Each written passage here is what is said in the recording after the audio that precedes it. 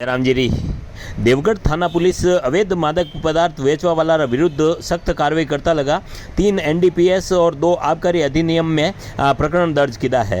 मैं आपने बताऊं कि जिला पुलिस अधीक्षक ममता गुप्ता और अतिरिक्त पुलिस अधीक्षक महेंद्र जी पारिक सहित उच्च अधिकारियों निर्देशन में थाना अधिकारी अनिल कुमार जी बिश्नोई सहित पूरी टीम अलग अलग जगह पे कार्रवाई करता लगा 3 एनडीपीएस और 2 आबकारी अधिनियम में प्रकरण दर्ज किया है। मैं आपने बताऊं कि कामली घाट चौराहे पे चायरी थड़ी पे घोगा सिगरेट नुमा गांजा जब्त किदो। अनी तरह सूरज दरवाजा स्थित केबिन में घोगा सिगरेट नुमा गांजा जब्त किदो।